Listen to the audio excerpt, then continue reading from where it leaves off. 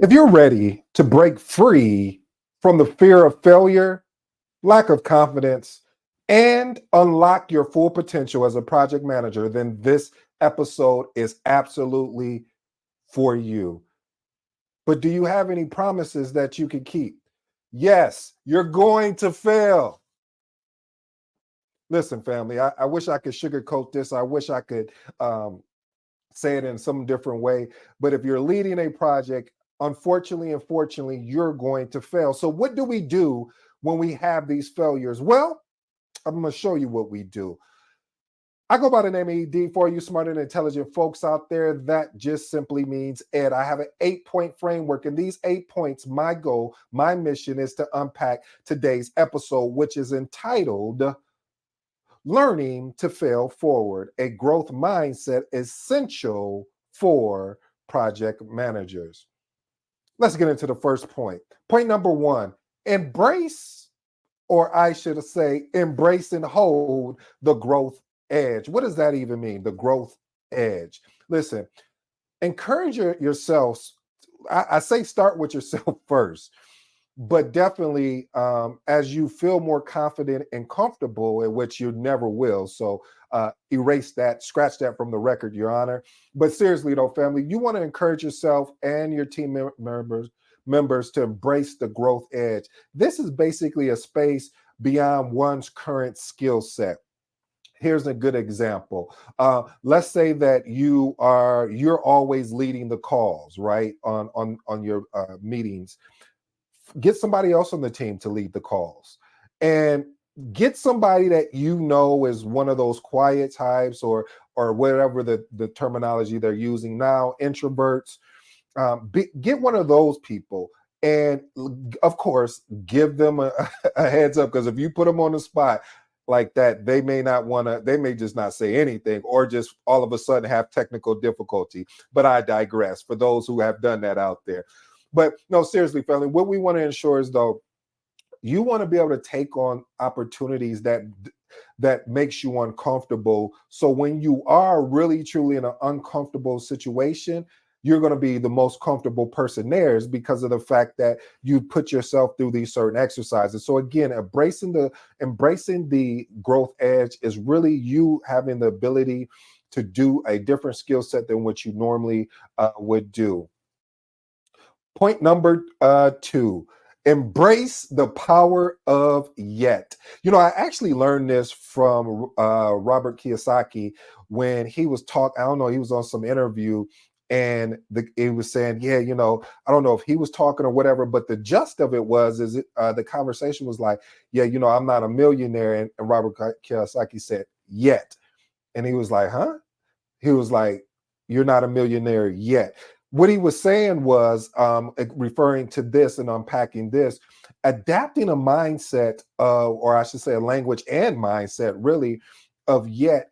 It really allows you to put on a different set of lenses, as they would say. When facing project failures or challenging situation, it allows you to recognize the current limitations. So when you say not yet, this allows you to unbreak or to move around the limitations, because you didn't put a period there, you put a comma. And for all my grammar folks out there, anytime that you have a comma after something, basically means everything after that, after that comes after the comma, is more relevant than what was behind the comma. Okay, we're going too much grammar school. Here, let me bring it down like this. Basically, what I'm saying, family, is that when you put not yet, or yet, I should say, is that you're saying that I am not going to believe what they said that it was, meaning that, hey, yeah, I know that when, let's say, for instance, I'm communicating the project, and the project is failing, and saying, using phrases that, hey, we haven't achieved what we were supposed to achieve yet, but we will get there, or we're still learning how to do this. um and this, listen, family, the reason why, again, and I know I'm draining this particular point, but the reason why I'm draining this point so heavily is because we get caught up in a situation, especially as project managers, that when we don't take advantage of really encouraging the team, because we're leaders. And what does leaders do? Motivate, influence, inspire.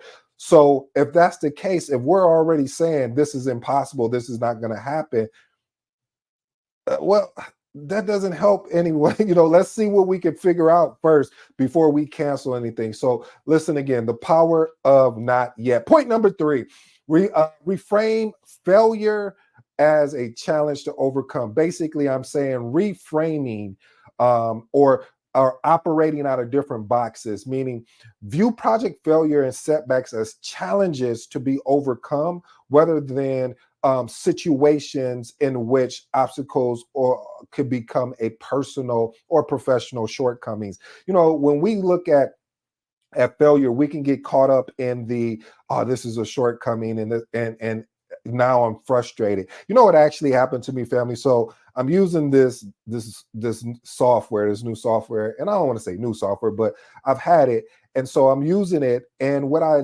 happened was is that I thought I edited the video and everything. The video was looking good.